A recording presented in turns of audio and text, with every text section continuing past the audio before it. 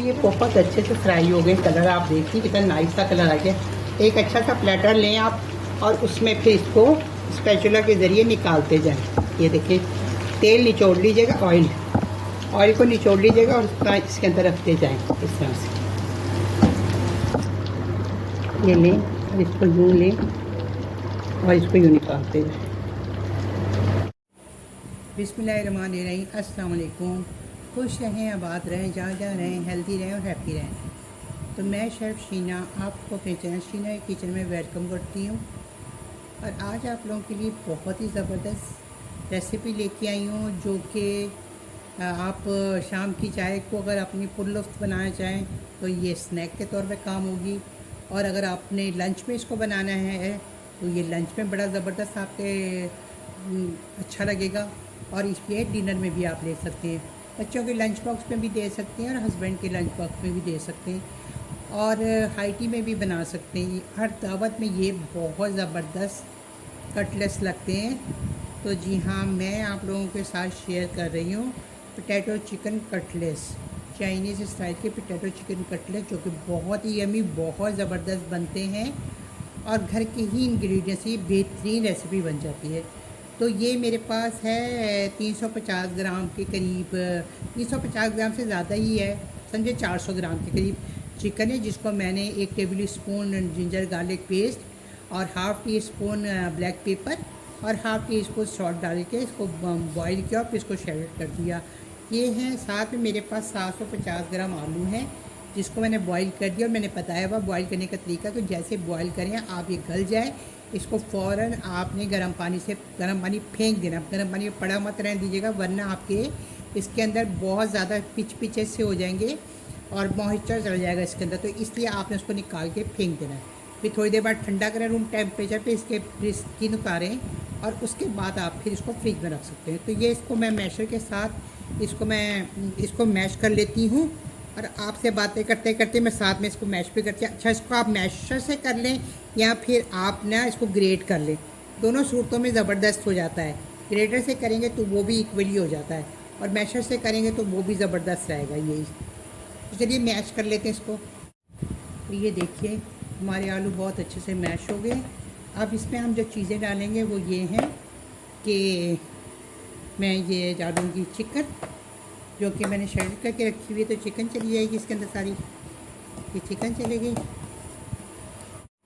अच्छा, एक छोटा सा प्याज मैंने चॉप कर लिया और ये 4 हरी मिर्चें थी मोटी वाली, जिसको मैंने चॉप कर लिया। अगर आपने बच्चों को देना तो फिर आप इन मिर्चों को, ये हरी वाली मिर्चों को निकाल दीजिएगा और फिर आप शिमला मिर्च एक छोटी सी ना चॉप करके डाल दीजिएगा, तो उससे फ्लेवर भी बहुत अच्छा आता है और उसमें मतलब स्पाइसी भी नहीं होता। और घर वालों के लिए बना रहे तो आप इसी तरीके से बनाएं। तो ये चले जाएंगे इसके अंदर और इसमें जाएगा खूब सारा हरा धनिया, जो कि इस कटलेट्स को टेस्टी और जायकेदार बनाएगा। ये चला गया। अब चलिए, अब आ जाइए कुछ मसालों की तरफ। तो ये है, मैंने ये वाली टीस्पून ली है चिली फ्लेक, 1 टीस्पून भुना कुटा ज़ीरा, जो कि इन कटलेट्स की जान है, सीक्रेट के इंग्रेडिएंट है। अच्छा, और 1 टीस्पून है इसमें चिकन पाउडर। ये ऑप्शन है, डालना चाहे तो टेस्ट ज़रा अच्छा आ जाता है, नहीं डालना चाहे तो ना डालिएगा। अच्छा, ये 1 टीस्पून फ्रेशली कुटी हुई काली मिर्च है। ये 1 टीस्पून सॉल्ट है, सॉल्ट देख के डालिएगा, आपने उसमें चिकन में भी डाला है। 1 टीस्पून लाल मिर्च पाउडर है। 1 टीस्पून भर के चोटी तक ना धनिया पाउडर है। और ये 1 टीस्पून, ये देखिए दिखा दूँ आपको, 1 टीस्पून गरम मसाला पाउडर है। तो अब ये सारे पाउडर मसाले इनके अंदर चले जाएंगे, बिस्मिल्लाहिर्रहमानिर्रहीम। तो सब मसाले इसमें चले जाएंगे, ये देखिए चले। अच्छा, अगर आप चिकन पाउडर ना डालना चाहें तो फिर आप चिकन क्यूब्स हैं तो वो डाल दीजिएगा। अब इसको अच्छे से हम हाथ के साथ मिक्स करेंगे, चम्मच वगैरह से मत कीजिएगा, वरना सही तरीके से मिक्सिंग नहीं होगी इसकी ना। देखिए ये मिक्सचर अच्छी तरह से तैयार हो गया कटलेट्स का। अब इसकी कोटिंग तैयार कर लेते हैं। अच्छा, ये आप चाहें तो इसको ऐसे ही कबाब बना के आप इसको फ्राई कर सकते हैं, ये शैलो फ्राई होंगे, फ्राई कर सकते हैं। मगर अगर आप एक्स्ट्रा क्रिस्पी चाहते हैं तो फिर इसको आपने अंडा फेंट के, और ये ब्रेड क्रम रखे हुए, ब्रेड क्रम के साथ इसको आप देखो, ब्रेड क्रम हमारे होम मेड है। अच्छा, और दूसरा ये कि जो अंडे से एलर्जी है तो वो सेम यही प्रोसीजर कीजिएगा। देखिए मैं आपको दिखाती हूँ, अंडा पड़ा हुआ, ये एक अंडा है, तो आपने इस तरह ना 2 टेबल स्पून ले लेने हैं मैदे के, और इसमें चुटकी भर मैं डालूँगी, 1 मिनट, ये चुटकी भर जाएगी ब्लैक पेपर इसमें।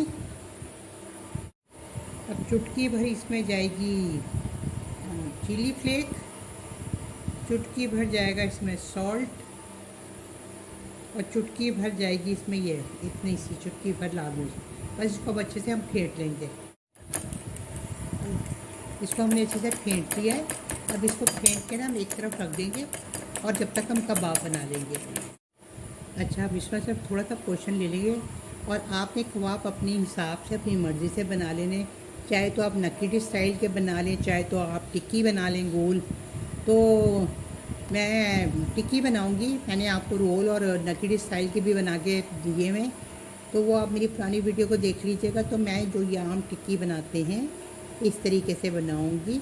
ये देखिए, इस तरह से हमारी टिक्की बनेगी गोल, इस तरह से बना लेंगे हम सारी की सारी टिक्कियाँ, और इसको रखते जाएंगे।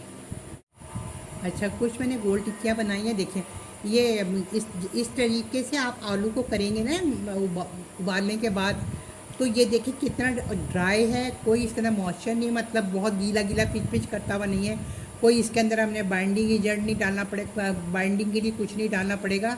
तो ये मैं इसको ना नक्कीड स्टाइल से बना रही हूँ। मैंने कहा एक आध थोड़ा सा आप बच्चों को नक्कीड से स्टाइल में या कोई सी भी शेप बना के देंगे ना, तो बच्चे जो है ना वो लंच बॉक्स को इंजॉय करेंगे अपने, ना खुश हो जाएंगे। तो ये मैं इस तरह से करके बस ये इनको इस तरह से शेप दे दूँगी। ये देखिए, ये देखिए कितना अच्छा लग रहा है ना।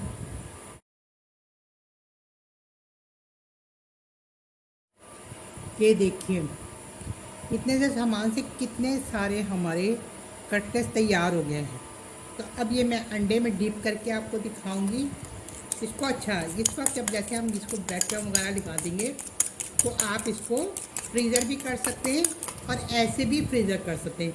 ये आलू के कटलेट्स होते हैं तो महीने के लिए नहीं कर सकते, आप हफ्ता 1.5 हफ्ते के लिए इसको कर सकते हैं फ्रीज़र।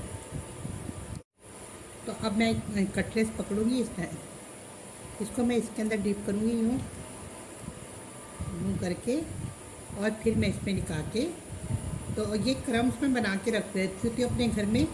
ये फ्रेश ब्रेड को मैं क्या करती हूँ, टोस्ट करके फिर उसको ब्लेंडर में डाल के इसको हम इस तरह से ब्रेड क्रम्स बना लेते हैं। तो देखिए ये इस तरह से ये होगा कि एक्स्ट्रा क्रिस्पी और बहुत ही डिलीशियस ज़बरदस्त बनेंगे। तो ये देखिए आप, बस इसी तरह हम सारों को लगा लेंगे इस तरीके से।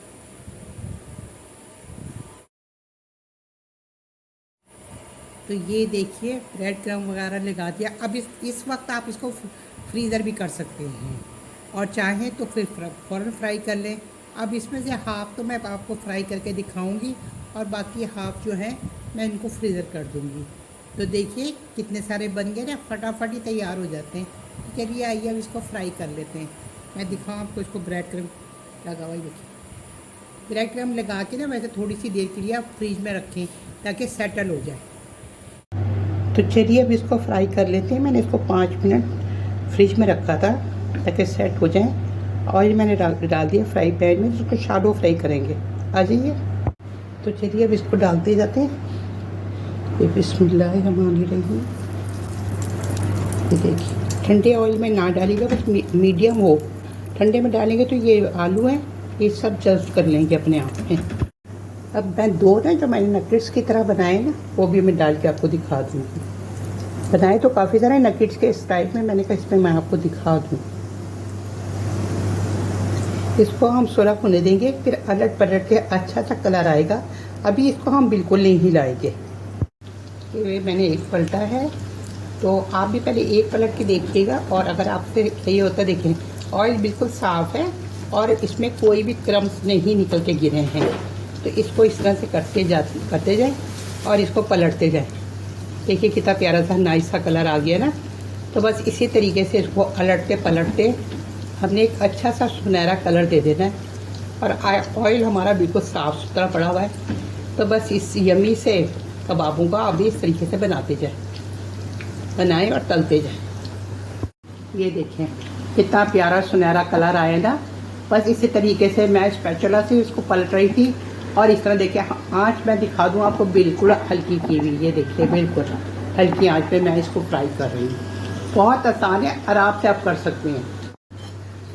देखिए कभी अब मैं इससे पलट रही हूँ। जब अच्छा सा कलर आ जाए फिर आप इसके साथ पलट सकते हैं, देखने के लिए कि ये कितने के कलर करके इस पर। अभी थोड़ा सा और कलर लाएंगे हम इस पर। अभी ये बहुत अच्छे से फ्राई हो गए, कलर आप देखिए कितना नाइस सा कलर आ गया। एक अच्छा सा प्लेटर लें आप और उसमें फिर इसको स्पैचुला के ज़रिए निकालते जाएं। ये देखिए तेल निचोड़ लीजिएगा, ऑयल को निचोड़ लीजिएगा और उसका इसके अंदर रखते जाएं इस तरह से। ये लें और इसको यूँ लें और इसको यूँ निकालते जाएं।